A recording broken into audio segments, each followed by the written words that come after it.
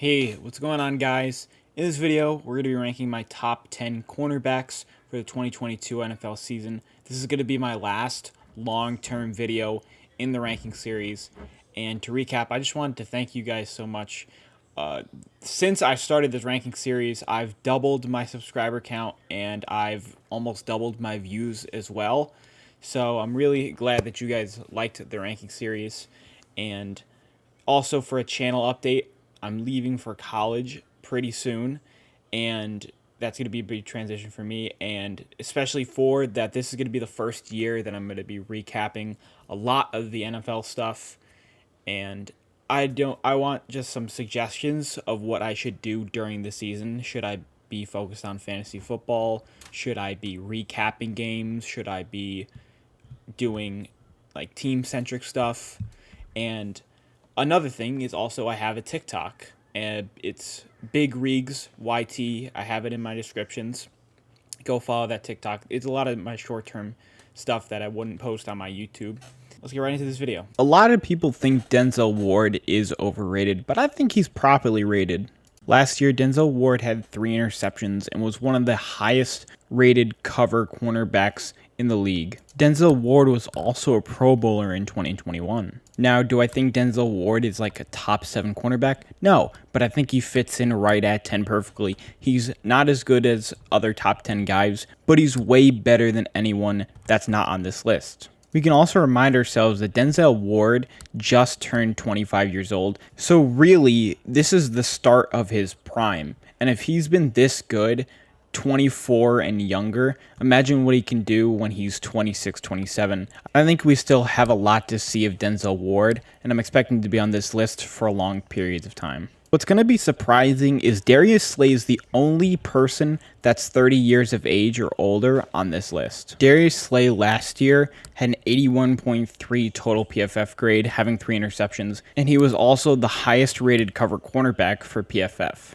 Darius Slay has been consistently one of the best players, even when he was on the Lions. And Darius Slay is really going to help this Eagles defense out as they're trying to win that NFC East. Darius Slay is the best veteran cornerback in the league. I think he's going to continue to play well throughout maybe a couple of years. Not to mention he was also a Pro Bowler last year.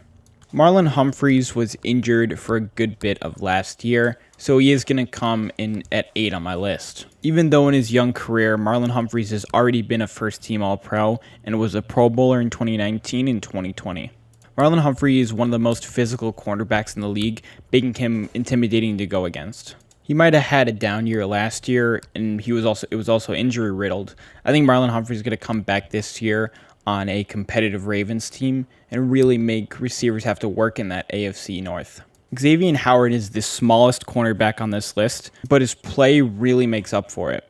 Xavier Howard in 2020 was so good that he was 3rd in Defensive Player of the Year, and he was a first-team All-Pro. He's also a back-to-back Pro Bowler. Now, this production was under Brian Flores. Now, it's going to be interesting to see how the defense plays this year, especially now that Brian Flores, who was a defensive mastermind, is now gone. But regardless, Xavier Howard is one of the best zone cornerbacks in the league, and is also one of the best tackling cornerbacks as well. I wouldn't be surprised if Xavier Howard adds another Pro Bowl this year.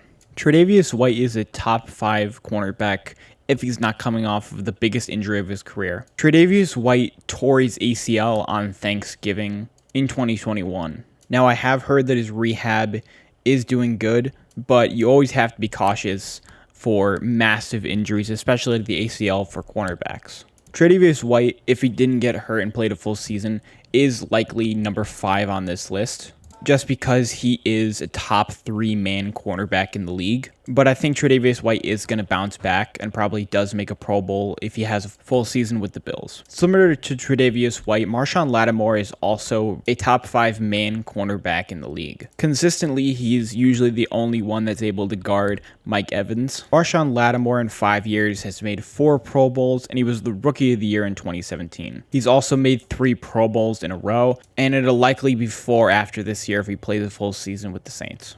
Even though the Saints are a question mark this year and how good they will be, Marshon Lattimore is always a staple on that defense. He's a lockdown cornerback, and he's one of the best man corners in the league.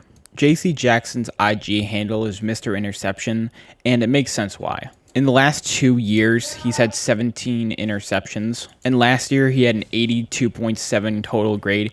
He had 8 picks last year, and he was a second-team All-Pro. And he also made the Pro Bowl. J.C. Jackson is basically like Trevon Diggs, but he can also cover. Once again, similar to the last two, J.C. Jackson is one of the best man corners in the league, but he also is really good in zone, and that is why he's above Tre'davious White and Marshon Lattimore. Now, J.C. Jackson is going to play with the Chargers this offseason. He signed for 5 years, $82.5 million in total. J.C. Jackson is going to end up facing some really, really good receivers in that AFC North. He's going to have to go up against guys like Devontae Adams. But J.C. Jackson does have that raw skill to really cover almost anybody in this list, and he's also going to have massive interception numbers, as he always does. It's kind of insane to think about the cornerback that got absolutely obliterated in the national championship by Jamar Chase is my third best cornerback in the league. But all I have to say to justify my claim is to look at these numbers. If you notice, no receiver got over 50 yards against him ever. He was able to hold Stephon Diggs to 24 yards. He held DJ Moore to 22 yards. He also never allowed more than 5 receptions alone. I mean, hell, the person who had the best game against him was Robbie Anderson, who had 4 catches for 45 yards. It truly is a travesty that AJ Tyrell was not a first-team All-Pro last year when he truly deserved it over Trevon Diggs. I'd rather have a lockdown cornerback than somebody who gives over 1,000 yards but gets 11 interceptions. AJ Tyrell is quickly becoming one of the premier shutdown cornerbacks in the league. As you saw by the stats, it's nearly impossible to get receptions and yards against AJ Tyrell. He's just way too sticky in coverage, and he breaks up passes effortlessly. AJ Tyrell is the most underrated cornerback in the league, and I think he's going to be one of the best cornerbacks from here on out. Give him the respect he deserves. Jaire Alexander is also one of the premier shutdown corners in the league.